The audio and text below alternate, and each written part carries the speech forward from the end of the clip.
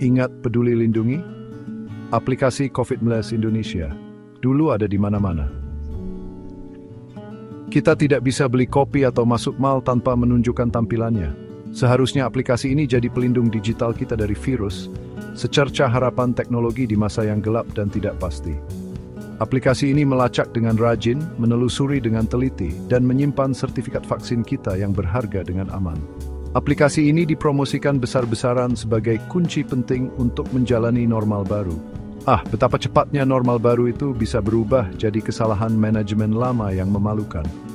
Kita semua patuh memindai kode QR di mana-mana. Percaya, break time mungkin dengan sedikit terlalu polos, bahwa ini semua demi kebaikan bersama, pengorbanan yang perlu untuk kesehatan masyarakat.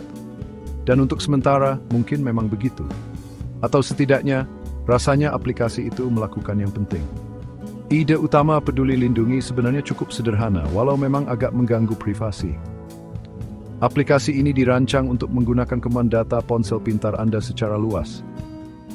Aplikasi ini mengakses layanan lokasi dan sinyal Bluetooth Anda dengan tujuan untuk memetakan jalur potensi paparan COVID-19 secara teliti. Intinya, ini seperti diawasi terus-menerus, tapi seolah demi kesehatan masyarakat. Begitu setidaknya yang dikatakan di brosur pemerintah dan iklan layanan masyarakat. Kita masyarakat memberinya akses ke begitu banyak informasi pribadi, pergerakan harian kita, status kesehatan pribadi kita. Semua ini dilakukan demi menjaga keamanan bersama. Aplikasi ini cepat berkembang menjadi pengumpulan data besar-besaran secara nasional, dan kita kebanyakan mau dan patuh ikut serta. Karena, ya tahu sendiri ada pandemi global. Situasi darurat, time 5 katanya, butuh aplikasi darurat yang tahu persis kapan terakhir kita tes PCR. Aplikasi ini bukan sekadar unduhan pilihan yang bisa diabaikan. Tidak sama sekali. Aplikasi ini dengan cepat menjadi hampir wajib untuk berbagai kegiatan sehari-hari. Kalau mau bepergian, naik pesawat, kereta, atau bahkan bus antar kota, kita butuh aplikasi ini. Kalau mau masuk mal, gedung kantor, atau bahkan beberapa taman umum, menunjukkan layar hijau itu wajib hukumnya. Pemerintah dengan semangat tinggi sangat mendorong penggunaannya. Ada banyak sekali iklan, pengumuman layanan masyarakat yang tak terhitung, dan peringatan resmi yang tegas tentang jika tidak patuh. Peduli Lindungi secara efektif menjadi paspor digital yang diperlukan untuk menjalani kehidupan sehari-hari di negara kita sendiri. Jutaan orang Indonesia menginstalnya, menjadikannya tempat penyimpanan data kesehatan pribadi yang sangat banyak dan sensitif. Data yang break time dunia kita kira seharusnya dilindungi dengan sangat hati-hati. Sangat-sangat hati-hati sekali. Anda pasti berpikir begitu kan? Pasti. Tapi ini dia bagian paling mengejutkannya, teman-teman. Disinilah ceritanya berubah drastis menjadi aneh, hampir seperti kartun. Lompat ke hari ini, tanggal 21 Mei 2025. Aplikasi kesehatan masyarakat yang dulu diandalkan dan ada di mana-mana itu Peduli Lindungi, yang namanya berarti peduli dan lindungi. Nah, sepertinya aplikasi ini mengalami perubahan fungsi yang signifikan. Perubahan tujuan utama yang sangat dramatis dan terus terang membingungkan. Aplikasi ini tidak lagi peduli atau melindungi seperti yang kita pikirkan atau yakini dulu. Sebaliknya, menurut laporan mengkhawatirkan yang baru saja muncul, aplikasi ini kabarnya sekarang menyajikan sesuatu yang sama sekali berbeda. Sesuatu yang jauh dari urusan kesehatan masyarakat dan lebih banyak, anggap saja taruhannya masih tinggi, tapi bukan untuk melandaikan kurva pandemi. Disinilah, teman-teman, cerita kita yang cukup meresahkan ini benar-benar mulai terungkap. Jadi, apa sebenarnya yang terjadi pada Peduli Lindungi, aplikasi yang kita percayai dengan data kesehatan kita? Siap-siap, karena ini benar-benar di luar dugaan. Menurut laporan terbaru yang sangat meresahkan hari ini, aplikasi yang dulu jadi andalan strategi pertahanan pandemi Indonesia ini telah berubah secara mengkhawatirkan. Sekarang, kabarnya aplikasi ini menjadi situs judi online. Ya, Anda tidak salah dengar, dan saya tidak mengada-ada. Dari melacak rantai kontak virus dengan teliti, menjadi mempromosikan kegilaan kasino. Dari bertanya mendesak, apakah Anda sudah divaksin dan booster, menjadi berbisik menggoda. Apakah Anda merasa beruntung hari ini? Ini adalah penurunan kualitas layanan publik yang sungguh mencengangkan, hampir tidak bisa dipercaya. Ini adalah alur cerita aneh yang membuat kita bertanya-tanya apakah kita semua hanya tokoh dalam simulasi buruk dengan anggaran rendah. Dan jika memang begitu, saya ingin sekali bicara serius dengan pengembang utama dan tim penjaminan mutunya. Bayangkan sejenak skenario ini. Anda mencoba mencari sertifikat vaksin digital lama Anda. Mungkin Anda membutuhkannya untuk urusan birokrasi yang tidak jelas, atau mungkin Anda hanya rindu masa-masa lockdown dulu. Atau, hey, mungkin Anda memang suka melihat dokumen digital resmi. Tidak ada yang menyalahkan. Bukannya data kesehatan dan kode QR Anda yang muncul, layar Anda tiba-tiba dipenuhi mesin slot yang berkedip-kedip dan gambar meja poker yang mencolok. Ajakan yang terang, norak, dan tiada henti untuk mencoba keberuntungan Anda dan memutar roda. Ini persis seperti pergi ke dokter keluarga kepercayaan Anda untuk pemeriksaan tahunan rutin. Hanya untuk menemukan kliniknya sudah diubah total menjadi tempat taruhan ilegal yang mencurigakan. Keberanian yang luar biasa dan tidak tahu malu ini benar-benar membuat tercengang.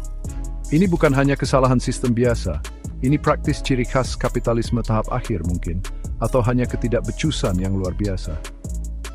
Nama domainnya sendiri pedulilindungi.id dulu adalah simbol kuat keamanan kesehatan nasional dan tanggung jawab bersama.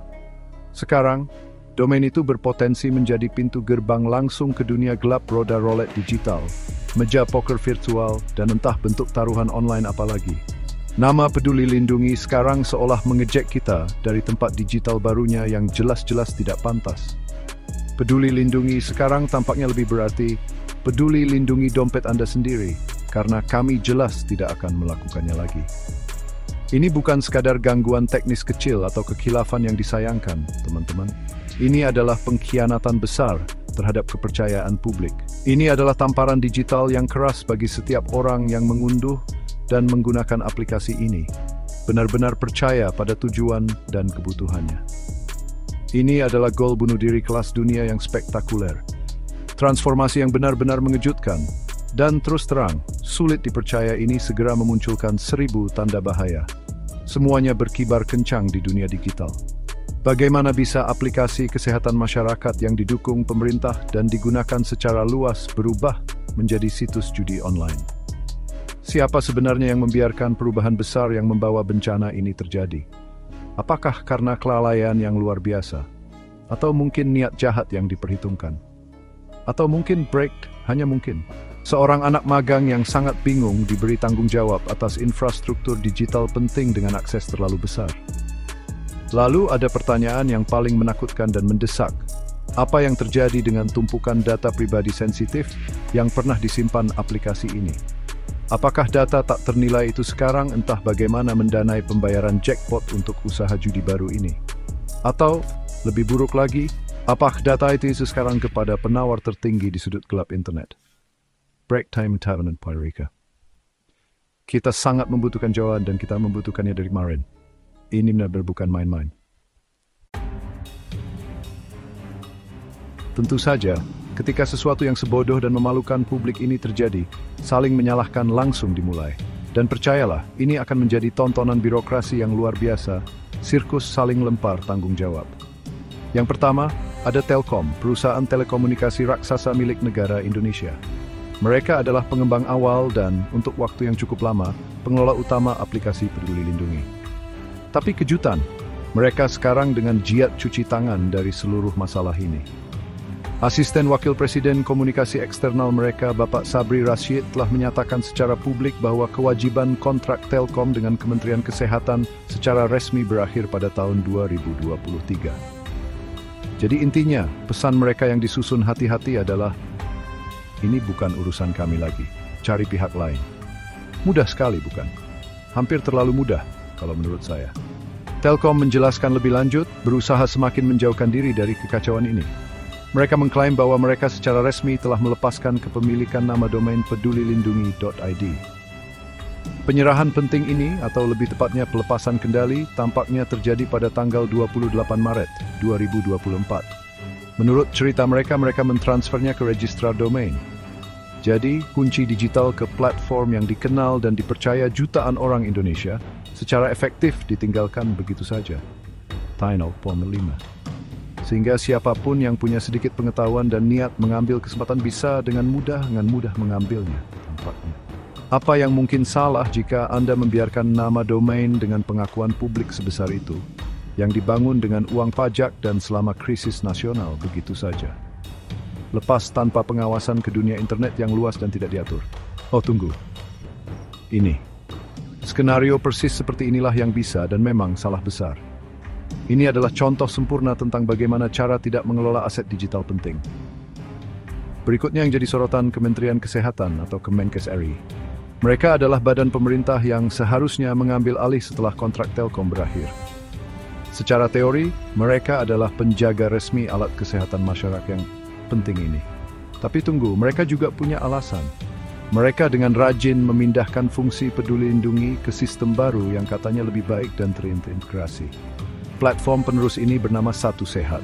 Transisi besar ini mereka tekankan terjadi pada tahun 2023. Jadi menurut posisi resmi mereka, setelah Satu Sehat beroperasi penuh, platform Peduli Lindungi yang lama secara efektif sudah tidak dipakai lagi. Beritalah peninggalan masa lalu. Oleh karena itu bukan lagi tanggung jawab langsung mereka. Apa? Anda mulai melihat polanya di sini? Teman-teman.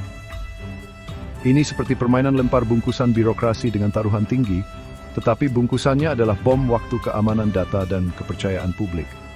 Jadi, siapa sebenarnya yang akhirnya bertanggung jawab dalam situasi yang menyedihkan ini? Ini adalah kekacauan yang membingungkan. Jika Telkom dengan tegas menyatakan, "Jangan lihat kami, bicara dengan kementerian," dan kementerian sebaliknya mengangkat bahu dan berkata, "Itu teknologi lama. Bicara dengan platform Satu Sehat yang baru, Peduli Lindungi sudah resmi tidak dipakai dan bukan urusan kami." Lalu siapa sebenarnya yang bertanggung jawab atas kesalahan besar ini?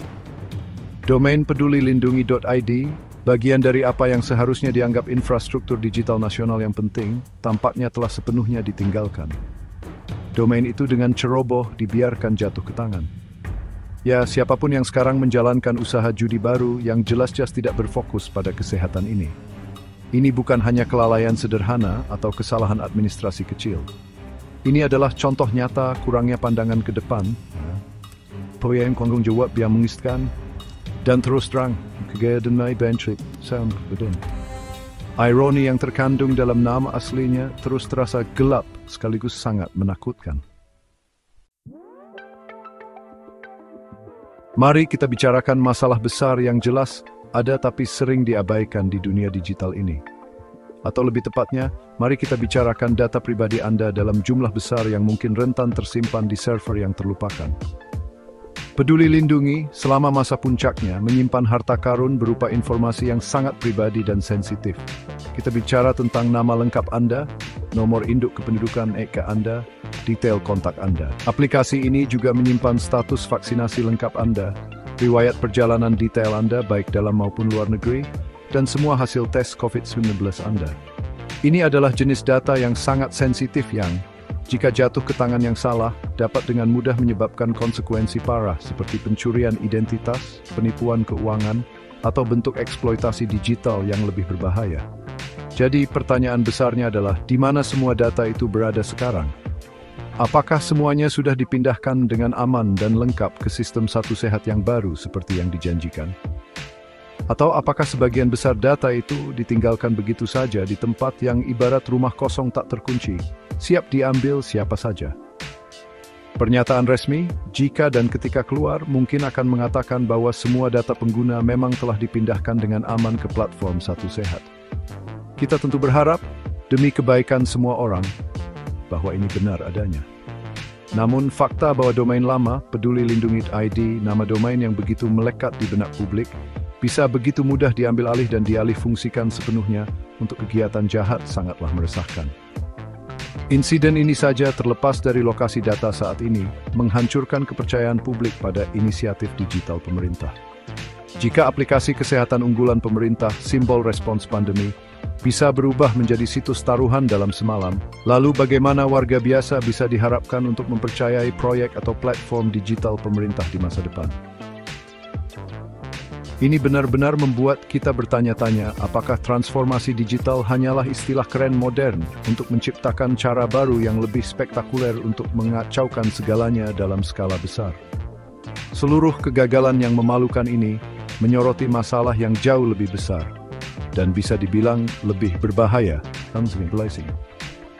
Internet dengan segala keajaiban wajib semenjadi ting berbahaya dan tidak oke. Ancaman keamanan online bukanlah konsep abstrak. Ancaman itu sangat nyata, sangat gigih, dan terus berkembang. Peretas jahat, penipu oportunis, dan organisasi kejahatan siber canggih, mereka benar-benar tak kenal lelah dalam upaya mereka. Mereka terus-menerus mencari kelemahan, mencari celah untuk dieksploitasi. Mereka memangsa kesalahan manusia, kelalaian institusi, protokol keamanan yang sudah usang, dan persis seperti jenis lempar tanggung jawab birokrasi dan penyebaran akuntabilitas yang baru saja kita saksikan dengan Peduli Lindungi. Dan percayalah, para pelaku jahat ini seringkali sangat pandai dalam pekerjaan ilegal mereka. Jauh lebih baik sayangnya, daripada beberapa pihak dalam tugas penting melindungi infrastruktur digital, penting, dan data publik. Seluruh kejadian ini seharusnya menjadi peringatan keras. Lonceng alarm bertema kasino yang sangat keras, sangat mengganggu, berdering di telinga kita semua. Jadi, apa yang bisa Anda, warga biasa yang tentu saja bingung dan mungkin cukup marah, lakukan terhadap kekacauan besar ini? Nah, sebagai permulaan, Anda harus menjadi sangat berhati-hati dan skeptis saat menjelajahi dunia online. Jangan pernah menganggap apapun secara otomatis aman atau terlindungi. Periksa ulang dengan teliti setiap alamat situs web sebelum Anda berpikir untuk memasukkan informasi pribadi apapun. Mulai gunakan kata sandi yang kuat dan unik untuk semua akun online Anda. Dan ya, maksud saya akun. Aktifkan autentikasi 2 faktor atau multifaktor dimanapun ditawarkan. Ini ketidaknyamanan kecil untuk peningkatan keamanan yang signifikan. Perbarui perangkat lunak dan aplikasi Anda secara teratur, karena pembaruan seringkali berisi perbaikan keamanan penting. Dan mungkin, break time hanya mungkin, sudah saatnya kita semua mulai menuntut transparansi dan akuntabilitas yang jauh lebih besar dari lembaga, baik publik maupun swasta, yang mengumpulkan, menyimpan, dan seharusnya melindungi data kita. Karena jika mereka tidak benar-benar peduli dan lindungi informasi penting Anda, lalu siapa lagi? Tentu bandar judi digital baru yang sedang beroperasi di tempat yang dulunya aplikasi nasional Anda.